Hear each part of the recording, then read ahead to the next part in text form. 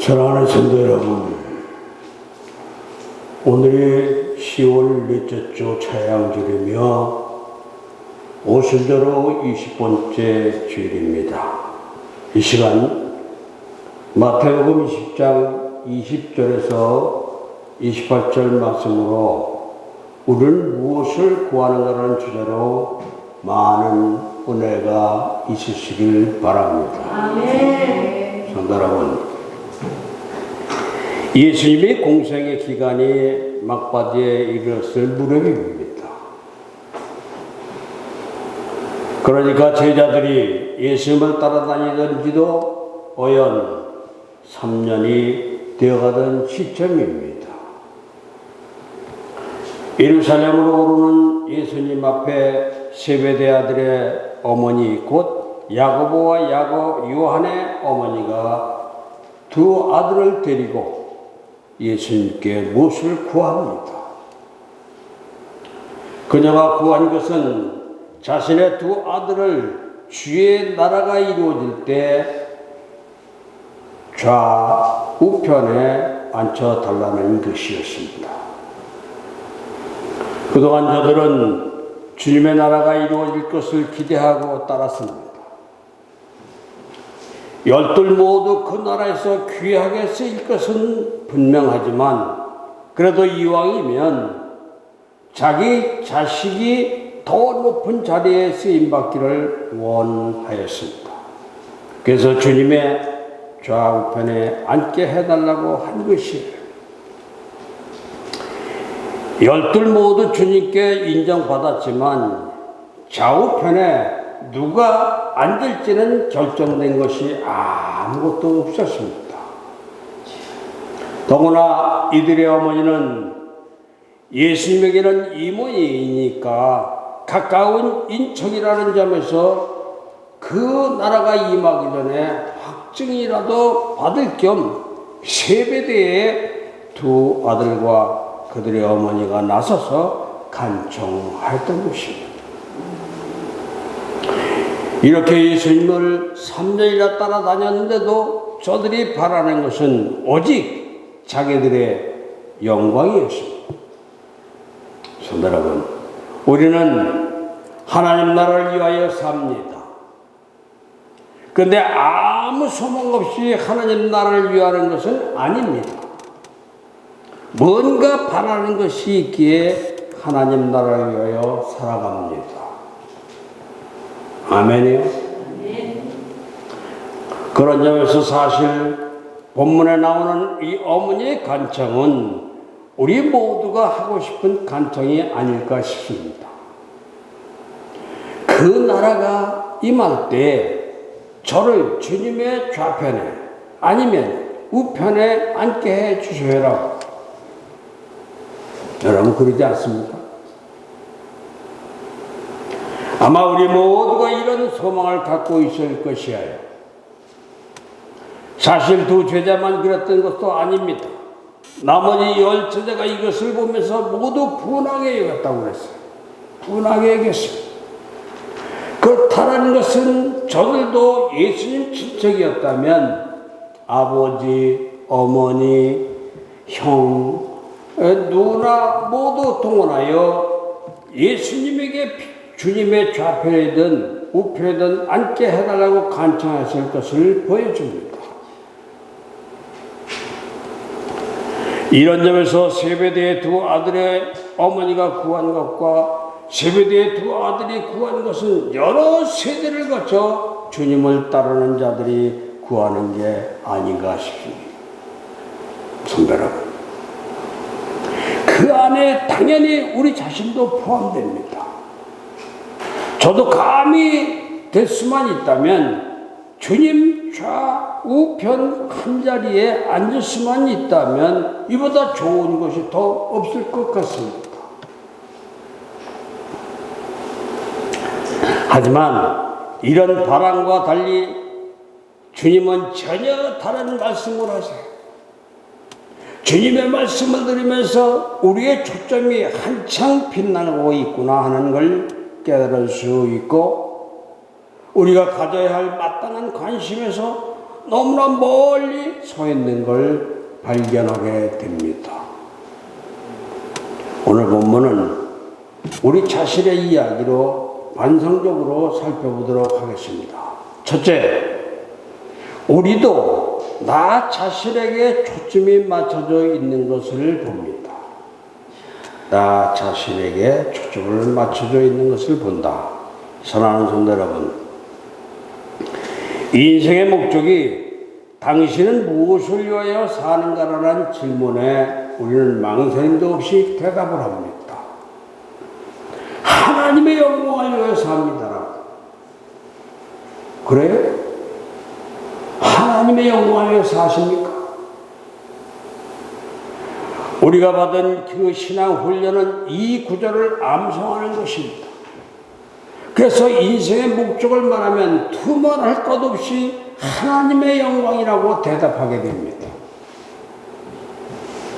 대답 자체는 정답이에요. 정답입니다. 근데 문제는 정답만 이야기할 뿐 정답과는 거리가 먼 삶을 살고 있다는 점이에요. 우리가 그동안 학교에서 훈련받은 것도 정답 찾기입니다. 그게 왜 정답이고 그 정답을 확정하면 무엇이 되고 이런 것을 생각하지 못합니다. 내가 찾아낸 게 정답이냐? 아니야만 중요했습니다. 부모도 자식이 낮은 점수를 받으면 왜 높은 점수를 받지 못했지만 다그치지 왜 그런 점수를 받았는지는 생각하지 않습니다. 그러다 보니 우리에게 훈련된 것은 정답을 찾아 말하는 것일 뿐 그 정답이 구하는 삶에 대해서 그다지 관심이 없었습니다. 성도 여러분, 하나님의 영광을 위하여 사는 게 무엇입니까? 라고 한 번만 더 질문하면 입이 막힙니다. 하나님의 영광을 위하여 사는 게 무엇입니까?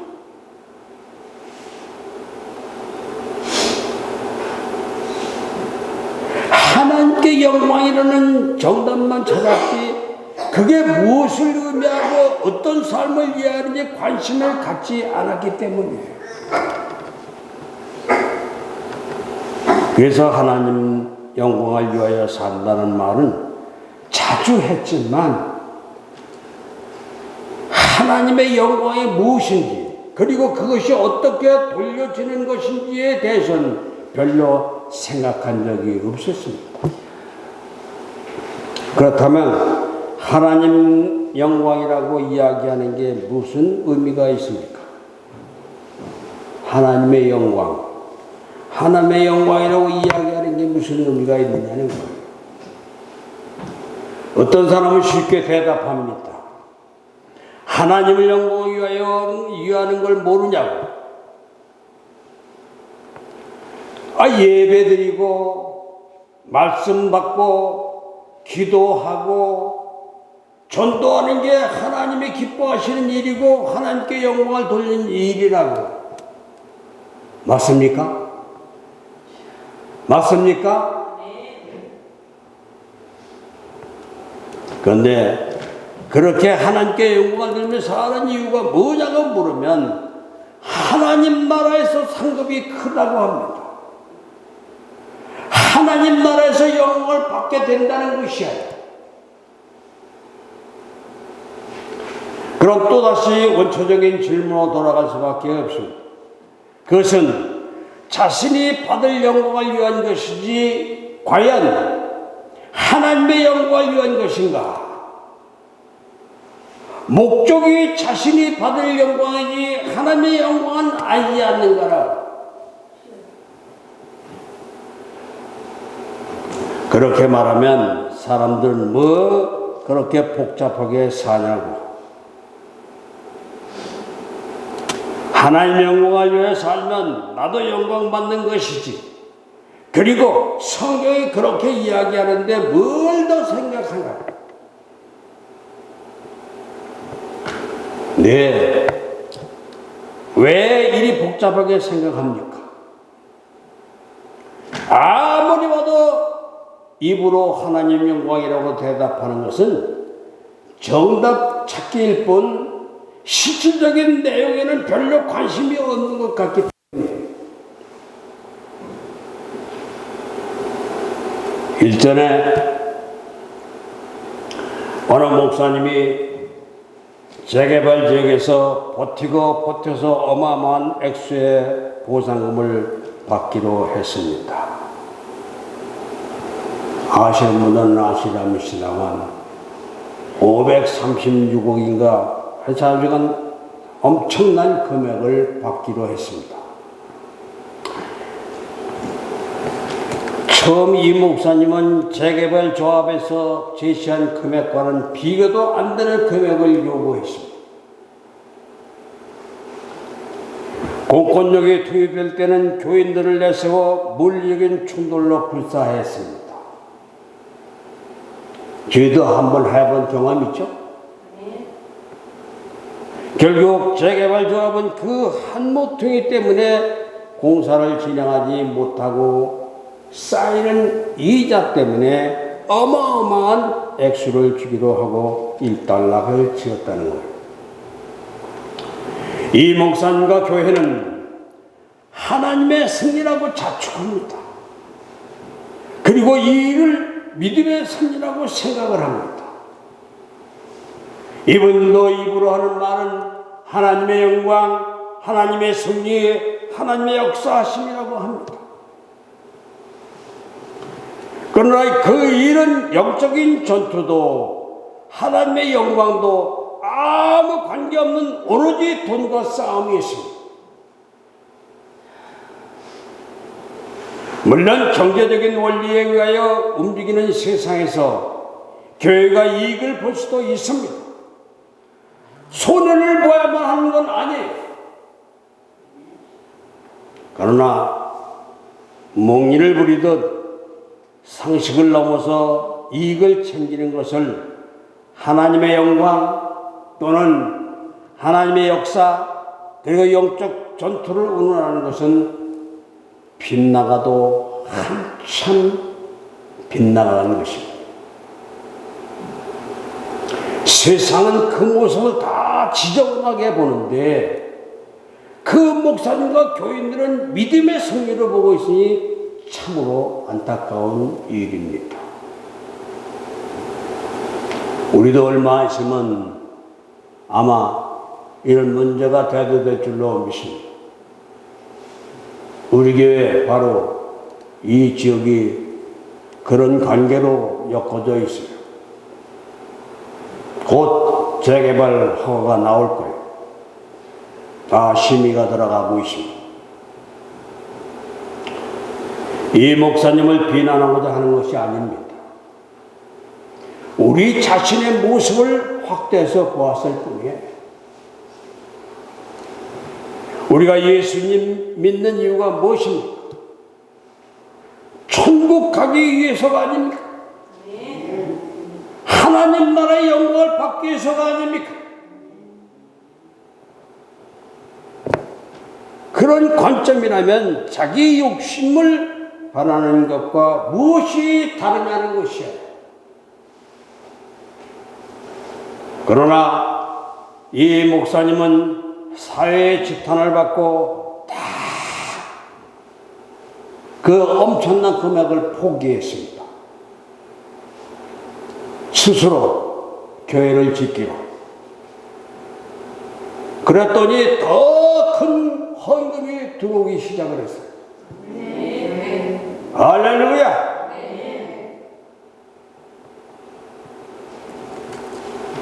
사실 우리가 비판하며 이야기한 이 목사님 이야기는 우리 자신에 대한 이야기일 뿐이에요. 우리도 여전히 세베대의 아들들처럼 자신이 받을 영광만 계산하고 주님을 따르는 모습입니다. 목적 자체가 자기 자신이 말로만 하는 하나님의 영광과는 사실 거리가 너무 멉니다.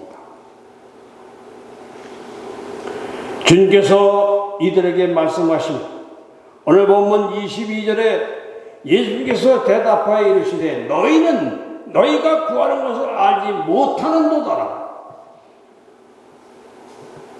이제 우리는 닥쳐요. 그렇지. 우리는 우리가 구하는 것을 알지 못하고 구하고 있습니다. 우리가 무엇을 구해야 하는지 모르고 구하고 있습니다.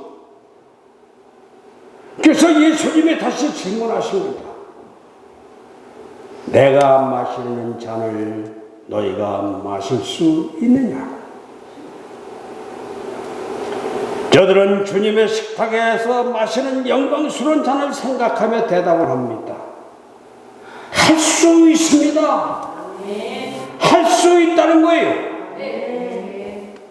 제가 지금 그 자리에 서 있지 못해서 그렇지, 그런 영광스러운 자리에 선다면 영광스러운 그 잔을 충분히 들 수 있습니다.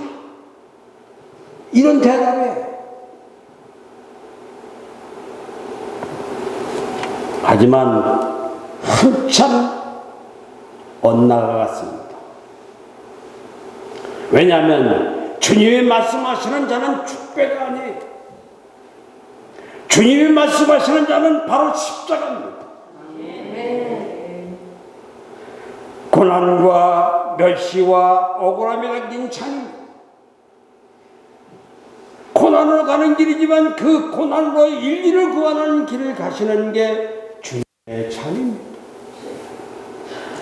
주님께서 나의 마시는 잔을 마실 수 있느냐고 물으신 것은 영광을 바라볼 게 아니라는 것을 분명히 하신 것이요. 즉 너희의 관심 자체가 잘못됐다는 겁니다. 그 나라에서 받은 그 영광만 바라보고 있다면 그것은 결국 자신이 목적이 되는 삶을 사는 것이지 주님이 목적이 되는 삶은 아닌 것이에요. 이렇게 우리가 그 나라를 놓고 바라는 것이라 할지라도 그것이 나를 위한 영광이라면 그것이 정말 주님을 위하여 사는 것인지 되돌아봐야 할 줄로 믿습니다. 그보다 우리의 관심의 자체는 바로 주님에게 있어야 합니다. 아멘이요. 그게 고난이든 영광이든 중요한 게 아니라 주님이 서 계신 자리에 우리도 주님과 함께 서 있냐가 중요한 것이에요.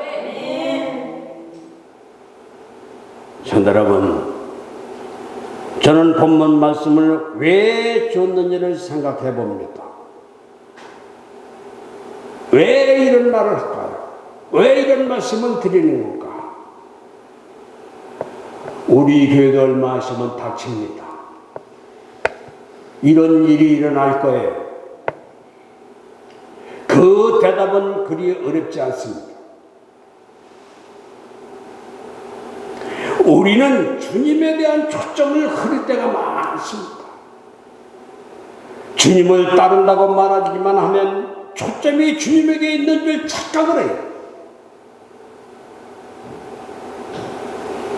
주님을 따른 후에 받은 영광에 초점이 있다면 그것은 주님에게 초점이 있는 것이 아니에요.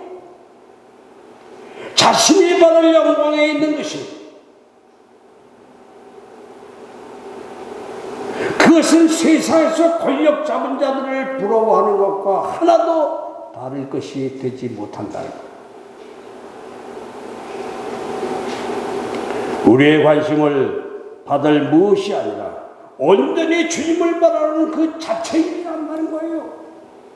오직 하나님께 영광. 아멘이요. 그런 여러분들이 되시길 바랍니다. 주님 자체가 우리의 목적이 되어야 하여 주님을 따르면 복받을 게 우리의 목적이건 곤란합니다. 오직 주님만이 우리의 목적이어야 할 줄로 믿습니다. 하나님의 영광을 위해 산다는 것은 오직 주님만 목적이 되는 삶을 사는 것을 의미합니다. 살면서 계속 되풀어야 할 그 질문은 내가 목적이냐 아니면 예수님이 목적이냐는 질문이에요. 주님은 아무리 포장해도 받을 걸 바라보는 순간 목적이 잘못된 것입니다. 우리는 끊임없이 주님에게 초점을 맞춰야 할 줄로 믿습니다. 아멘. 두 번째로 우리는 주님을 따라가는 데 관심을 가져야 합니다. 사랑하는 성도 여러분, 주님의 목적이 되는 삶은 주님을 따라가는 데 있습니다. 우리에게 남은 관건은 얼마나 주님을 따라갈 수 있느냐예요. 얼마나 주님을 따라갈 수 있느냐. 본문은 이에 대해서 대답을 주고 있습니다. 예수님은 제자들이 세상 주권자들처럼 다른 사람에게 자신을 드러내고 권세를 부리고 싶은 마음을 아시고 어떻게 말씀하고 계십니까? 오늘 보면 26절에서 27절 다 같이 읽어보겠습니다. 시작.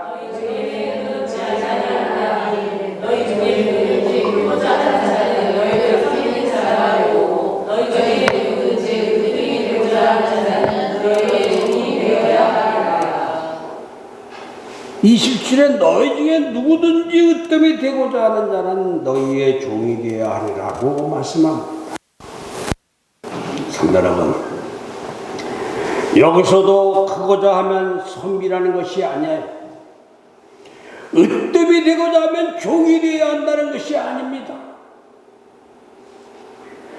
사람들은 이 말씀과 연결하여 먼저 된 자 나중 되고 나중 된 자가 먼저 된다라는 말씀까지 들먹이면서 내가 섬겼더니 하나님께서 나를 높여주셨다는 말하기를 좋아합니다. 그런데 그렇게 말하는 순간 자신의 목표는 이미 자신이 높아진 데 있는 것이 아니라 주님께서 경계하신 모습이지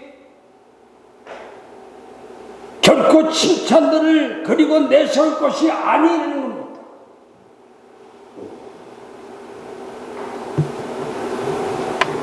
오늘 본문은 그런 의미가 아니에요. 크고자 하는 마음은 세상 사람들이 갖는 마음입니다. 너희도 세상 사람들처럼 그런 마음이 들 것이라는 말씀이에요. 그런 마음이 들 때 그 마음에 섬기는 자가 되어야 한다는 마음을 넣으라는 것입니다. 철저하게 낮아지는 삶을 살라는 것이에요. 하나님께서 높여주시기를 바라고 낮아지는 것도 아닙니다. 목적은 낮아지는 그 자체입니다. 그러면서 주님은 자신에 대해서 이렇게 말씀을 하세요. 오늘 본문 28절에 보면 인자가 온 것은 섬김을 받으려 함이 아니라 도리어 섬기려 하고 자기 목숨을 많은 사람의 대성물로 주려 함이라. 아멘입니까? 주께서 이 땅에 오신 목적은 섬김을 받기 위함이 아닙니다. 당신이 먼저 섬기러 오셨습니다. 당신의 백성들을 구하기 위하여 십자가에서 자신을 대성물로 주시기 위함입니다. 주님은 받으러 오신 게 아니라 내어주러 오셨습니다. 성도 여러분, 우리가 주님에게 초점을 맞추는 방법은 받은 것이 아니라 주님처럼 우리도 내주는 것이 아니라 섬기는 것입니다. 아멘. 낮아지고 종이 되는 자리가 주님과 함께 하는 자리입니다. 할렐루야. 사람에게는 리더십이 중요한데 리더십에서 중요한 것은 사람이 다른 사람과의 관계에서 어떤 지도력을 갖느냐가 중요한 것입니다. 사람은 리더든 아니든 모두 일정한 리더십을 가지고 있습니다. 리더십의 시작은 말 그대로 다른 사람을 인도하는 데 있습니다. 그래서 리더십은 특별한 사람이 갖는 것으로 생각을 합니다. 그런데 요즘 가장 핫한 리더십은 이런 전통적인 리더십이 아니라 바로 서번트 리더십.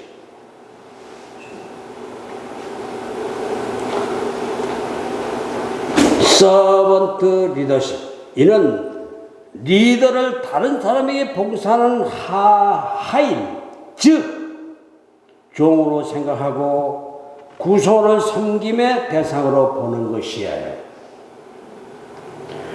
명령과 통제로 일관하는 자기중심적 리더십이 아니라 신뢰와 그 믿음을 바탕으로 개방적인 가치관을 갖고 섬기는 리더십을 의미합니다. 바로 예수님의 리더십이 바로 이 서번트 리더십의 서번트 리더십. 자신이 먼저 종이 되는 것이. 사업하는 분들은 잘 알아들으실 줄로 믿습니다. 오늘 본문에 나오는 이 세부에 두 아들을 비롯하여 자격 여건을 따졌다면 저들이 사도가 되어 훌륭한 일을 감당할 수 있었겠습니까? 물론 오늘 본문에서 말씀하시듯 그들은 자신들의 잔을 받습니다. 오늘 이거의 포인트가 야고보는 제자 중 첫 번째 순교를 하게 되는 잔을 받게 되고 요한은 반모성으로 기억하는 잔을 받게 됩니다. 바로 이거예요. 그들이 이렇게 주님의 잔과 동일한 잔을 받을 수 있었던 것은 그들에게서 이유가 있었던 게 아니라 자신밖에 모르던 그들까지 참고 기다리며 섬기신 주님 때문이 아니겠습니까? 바로 주님의 서번트 리더십이 그들을 훌륭한 사도가 되게 한 것이, 그들도 결국 주님을 따라 닮아 섬기는 리더가 된 것입니다. 성도가 가는 길은 이렇게 구성원을 섬기는 길로 가야 할 줄로 믿습니다. 내가 세워지는 게 아니라 다른 사람이 나로 인하여 세워져야 하는 것이 바로 주님의 제자다운 삶이고, 그게 바로 주님께 초점을 맞추는 삶입니다. 사랑하는 성도 여러분, 우리는 무엇을 구합니까? 우리는 무엇을 구합니까? 여전히 주님의 이름만 붙였을 뿐 우리의 이익을 요구하고 있지는 않습니까? 이젠 나를 내려놓고 주님께 초점을 맞추시기를 바랍니다. 그리고 주님을 따라 우리도 이 세상에서 섬기는 종의 자세로 서시기를 바랍니다. 오직 주님만 초점 맞춰진 자리가 바로 하나님께 영광이 돌리는 자리이고, 오직 섬기는 자리가 바로 주님과 함께 서는 자리입니다. 이런 모습이 되도록 우리 모두 기도하는 성도들이 되시길 주님의 이름으로 축원합니다. 축원합니다. 기도하겠습니다. 올바른 간구에 응답을 허락하신 하나님 아버지, 살아계신 하나님께 간구하는 기도를 뜨거운 열정으로 부르짖어 응답받게 하심을 감사드립니다. 세상에서 빛도 소금도 되지 못한 채 한 주일을 지냈습니다. 썩어질 것만을 위하여 한 주간을 살았어요. 저희는 산 위에 있는 동네가 되지 못하고 등대도 못 되었어요. 이것은 모두 육신의 양식만을 추구한 결과입니다. 이제 지난 모든 것을 회개하고 떨쳐버리고 엎드려 죄를 자복합니다. 주여 용서하여 주시옵소서. 무엇이든 남에게 대접을 받고자 하는 대로 너도 남을 대접하라 말씀하신 하나님 아버지, 우리가 하나님께 간구하는 기도를 드리기 전에 먼저 하나님을 섬기게 하시고 하나님 나라와 주님의 몸된 교회를 섬긴 후에 하나님께 소원을 간구하게 하시옵소서. 우리는 주고받는 동속적인 관습을 초월하여 하나님에게 우리의 전체를 헌신한 후에 아버지 같은 하나님의 사랑으로 우리의 간구와 응답을 받는 은혜를 받게 하여 주시옵소서. 사람에게 부탁한 약속보다 하나님께서 약속하신 간구에 대한 응답이 이루어지기를 예수님의 이름으로 기도하옵나이다. 아멘.